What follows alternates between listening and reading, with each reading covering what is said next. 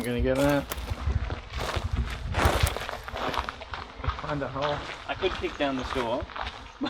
No. What we do isn't necessarily completely legal. It's in a bit of a grey area. The main sort of aspect I'd say would be trespassing. Why do we do it? It's fun. It's fun. It's something a bit different, you know. I think it's a thing lots of people are interested in. Essentially, yeah, it's just fun. It's a hobby. It's something you do. A hobby, yeah. Yeah. I'd say it's a hobby.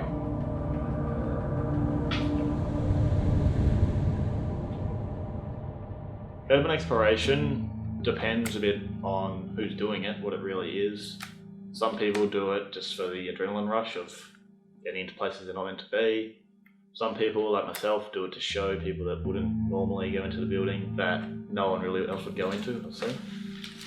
I guess it's the, exploration of man-made objects rather than just what you find in nature. Some people will go and walk, through the bush. We'll come and walk through an abandoned train yard. I'm drawn to the history of the space, the fact that somebody used to live in this space, somebody used to work in this space, what happened here. So I'm sort of drawn to the story of the location. I don't know if there was someone here last week, last month, or if no one's touched it for, 5 years. And just to come and see, these spaces that were once readily used and just used all the time now to fall into disrepair. Yeah. It's just really cool.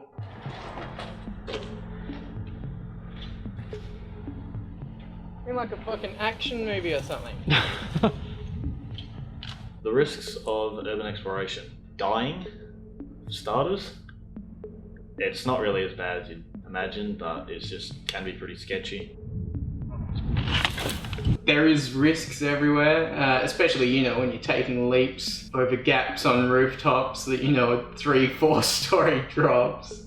A lot of the buildings are abandoned because they're not safe. The safety aspect of it is half the reason that the people who own this land or this property, are kind of really against it. Obviously there's the vandalism side, but it's also safety because it's their responsibility when you're on their property. The other risk is getting arrested. Because we aren't there causing, harm to anything, they can check us. We don't carry any spray cans or knives, weapons of any sort. So I'm sure if you see someone with a big camera in their hands, I'm sure it'd be safe to assume they'd probably give you a chance. The other risk to me is just other people being in a space. They might be exploring, but they might be stripping the place. They might be copper thieves. They might just be guys with baseball bats destroying the place. A lot of people have said to me, aren't you scared going into an abandoned building? Aren't you scared of ghosts? And it's like, man, I'm more scared of the living than I am of the dead. Oh, yeah. There's someone watching us. Dude, I think he's taking photos. Alright, so if you are caught in a situation where you see other explorers or just other people in general, the first rule is probably not to run, because it just makes you look suspicious. Oh, yeah. Hey. Just having a look as well? No, we own it. Oh, really? Yeah. Oh, okay. That's why I'm curious why you're on that side of the fence. That's fair enough. So we approached the guy and we started talking. He ended up being the owner, and we actually learned some really interesting stuff about the site. So, I mean, that's what we wanted. What the fuck is this actually worth? I wonder if that's in like dollars or back in the Yeah, that's crazy prices, isn't it?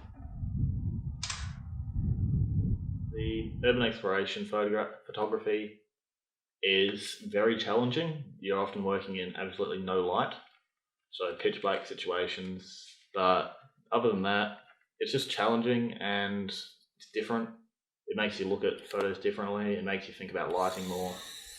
Certainly with some of the photography that I've done, particularly in old homes in particular where there's furniture and somebody's personal belongings that have been left behind. People do have an emotional connection to those type of photos because they tell a story.